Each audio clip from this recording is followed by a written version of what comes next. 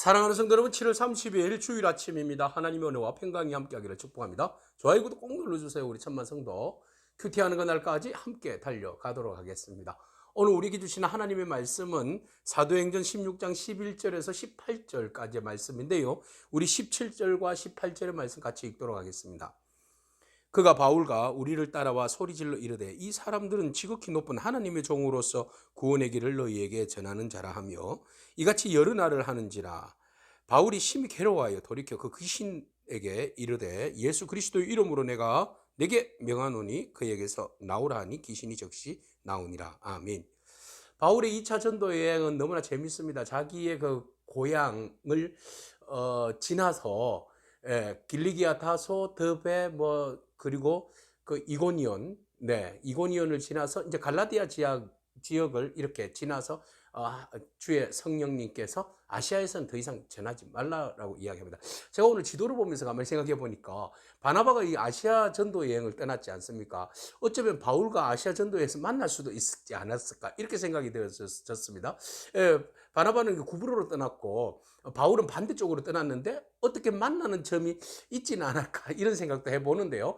근데 하나님께서 왜 그 아시아의 전도를 막으시고 마게도냐로 가라고 성령님께서 말씀하시는가? 아시아는 지금 바나바가 아마 있지 않았을까? 바나바 때문에 성령님께서 이제 역사하시면 이제 마게도냐로 가라 이런 말씀하지 않았나? 뭐 이런 생각을 잠깐 해봤습니다. 자, 어쨌든 바울은 이제 성령님의 지시에 따라서 드로아에서 환상을 보게 되죠. 환상을 보니까 와서 우리를 도우라 그랬어요. 그래서 돕는 일이 뭐가 있을까? 가서 복음을 전해달라는 거죠. 그래서 이제 복음을 위하여서 그 배를 타고 드로아에서 배를 떠납니다. 그 사모드라게 중간 지점이에요. 섬인 것 같아요. 사모드라게를 지나서 그리고 네아폴리에 가게 됩니다. 네아폴리는 바로 이게 마게도니아에 있는 첫 번째 성이에요. 그런데 그 누가는 뭐라고 이야기하고 있습니까? 거기서 빌립보에 이르게 되었는데 빌립보가 마게도니아의 지방의 첫 성이다 이랬어요. 진짜 먼저 들어가는 첫 성은 바로 어딘가 하면 네아폴리예요. 근데 왜 네아폴리를 이야기하지 않고 빌립보라고 이야기합니까? 여기에서 첫 성이라는 의미는 헬라어로 보면 어뜸이라는 뜻을 가지고 있어요. 프로토스 이렇게 되어 있어요. 그래서 어뜸, 가장 큰 성, 그 성들이 여러 개가 있는데 첫 번째 퍼스트 세컨드 이런 성이 아니라 그 중에서 가장 큰 성을 이야기할 때 바로 여기에서 말하는 어뜸성을 이야기하는 거죠. 그래서 빌립보가 그 중에서는 굉장히 큰 성이에요. 물론 이제 로마의 식민지이지만 세금이나 어떤 그 자치가 자치권이 어느 정도 이제 완전 자치권이 인정되는 그런 장소죠. 그러니까 이제 그곳에는 많은 이제 로마의 퇴역 군인들이 많이 살았는데요. 이곳에서 그 이제 로마의 시민들이죠. 시민들이 굉장히 부유한 사람들이 이곳에 많이 살았다고 해요. 그래서 우리는 이제 또 로마의 식민지를 우리는 이야기할 때 이제 꼴로니아라고 이야기하죠. 이 꼴로니아의 빌립보입니다. 그래서 굉장히 성이 크고 태역 군인들이 많이 살고 부유한 도시입니다. 그것에 도착해서 바울이 이제 안식일이 되어서 기도할 처소를 찾고 있었는데 성 바깥에 나가서 보통 이제 사람들이 마땅히 기도할 장소가 없을 때 강가에서 많이 기도한 것 같아요. 그 바벨론의 포로로 끌려갔을 때도 그렇지 않습니까? 바벨론에 있는 강가에서 그죠? 기도하는 그 유대인들을 우리는 이제 보게 되지 않습니까? 자, 이처럼 이제 성 밖에 있는 강에 가서 기도하려고 보니까 아니나 다를까 성 밖에 강가에 웬 사람들이 모여서 기도를 하고 있는 거죠. 누굽니까? 바로 하나님을 믿는, 예수님은 아직 모르니까 하나님을 경외하는 사람들이 그곳에 있더라는 거예요. 그래서 그곳에 있는 여자들에게 말하는데 바로 거기에 있는 한 사람을 만나게 되는데 그 사람의 정체가 바로 두아디라에 있는 자색 옷감 장사 루디아는 사람을 만나게 되죠. 여기 자색 옷감 장사는요, 그 당시에 그 보라 색깔을, 자주 색깔을 내는 그런 옷감을 염료로 해서 파는 옷 장사가 굉장히 비싼 가격에 옷을 판매하는 그런 사람이었어요. 그래서 이 옷은요, 자주 색깔, 제가 지금 입고 있는 이런 색깔, 이제 이런 색깔을 만들어내는 고동을 막 수천 개를 잡아다가 그어서 나오는 염료로 만드는 옷감이라고 해요. 그러니까 돈이 얼마나 비싸겠어요? 그래서 보통 사람은 입을 수 없어요. 귀족들이 입을 수 있는 거죠. 그 퇴역한 군인의 부인들, 뭐 귀족들 이런 사람들이 주로 소비자가 되지 않게 단골이지 않겠나 이런 생각되어집니다. 그래서 이 옷감 장사 루디아가 굉장히 이제 부유층에 들어간다 이렇게 볼 수 있습니다. 옷을 판매하지만. 근데 그 사람을 바울이 만난 겁니다. 근데 그 사람의 마음을 누가 열었어요? 성령님께서. 그 마음을 열어서 바울의 말을 따르게 했다. 주께서 14절. 자, 하나님의 지시에 따라서 빌립보에 갔더니 빌립보에 하나님의 성령님께서 친히 루디아라는 사람을 준비하고 계셨다라는 겁니다. 여러분 염려할 필요가 없죠. 한 길이 막히면 새로운 길이 열려진다고 했습니다. 그리고 어디로 가야 할지 무엇을 해야 될지 우리 사역에 대해서 고민할 필요 없습니다. 주님께서 예비해 주시고 그 길을 인도해 주실 줄로 믿습니다. 우리가 순종만 하면 말이죠.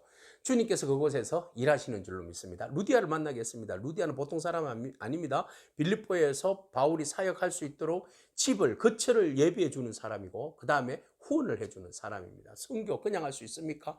맨바닥에서 그냥 자고 선교할 수 있습니까? 그냥 물만 먹고 선교할 수 있습니까?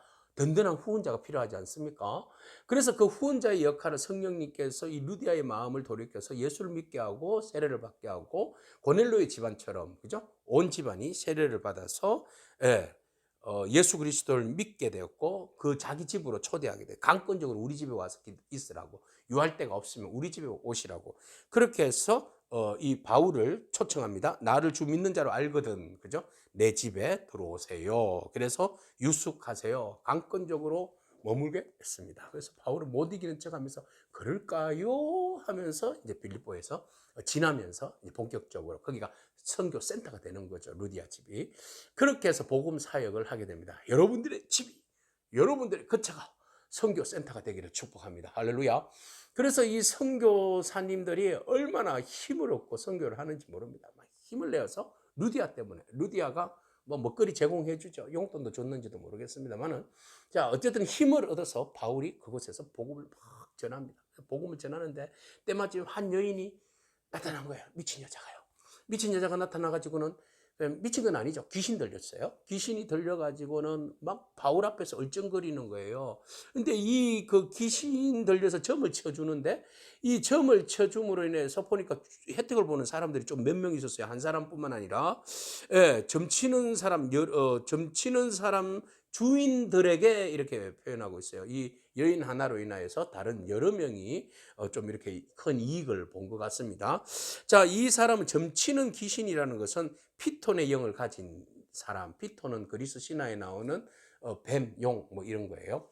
자, 그 영을 받아서 귀신이 들려서 점을 치주는데 점치는 게 얼마나 영험이 있는 그런 이제 점쟁이에요. 그러니까 뭐 사람의 미래를 정확하게 알고 이제 가르쳐 주고 뭐 그런 이제 점쟁이였죠. 그 빌립보에서는 소문난 여자였어요.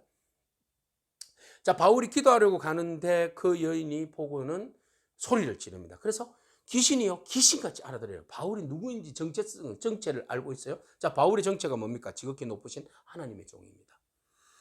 자, 귀신이 인정해 줄 정도 되면 우리가 누구인지 분명한 정체성이 있는 거예요. 여러분, 귀신들이 점치는 사람들이 여러분들을 바라보면서 지극히 높으신 하나님의 종, 하나님의 사람이라고 인정해 주기를 축복합니다.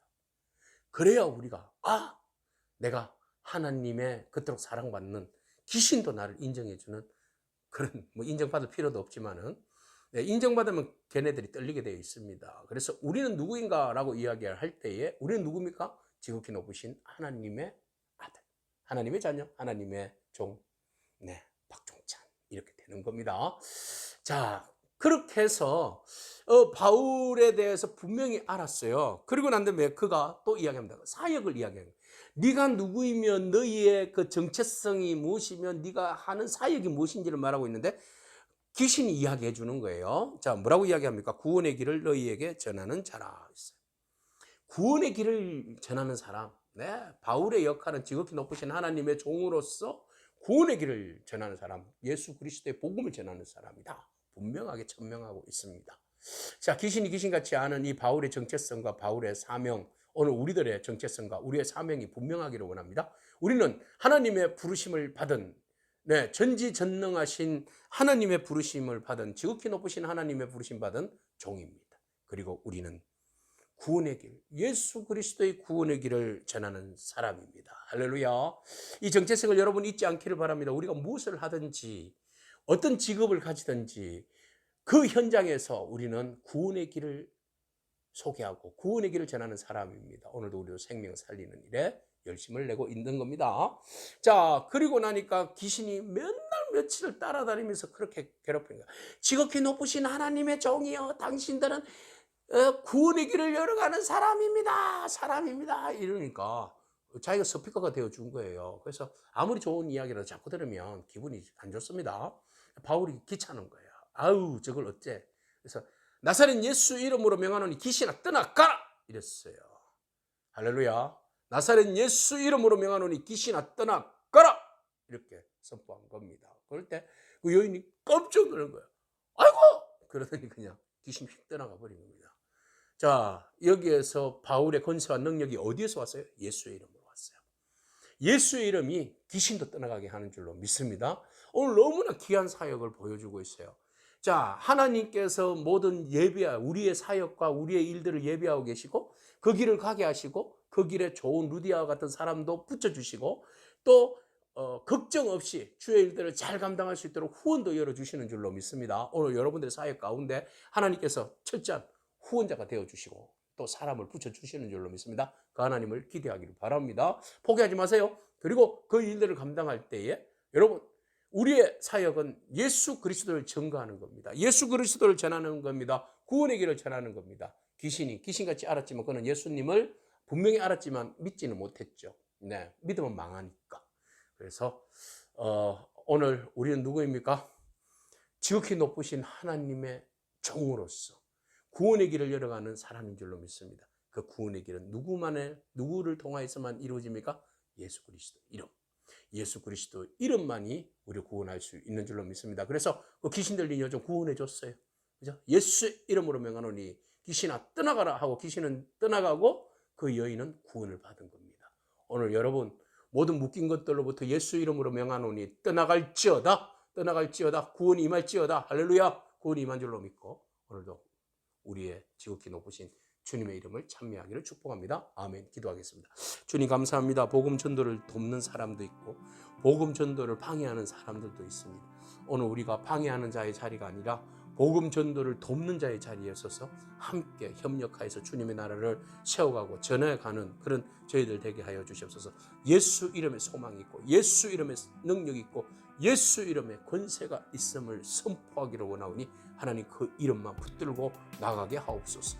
예수님의 귀하신 이름으로 기도합니다. 아멘. 오늘도 믿음으로 승리하길 축복합니다. 아멘.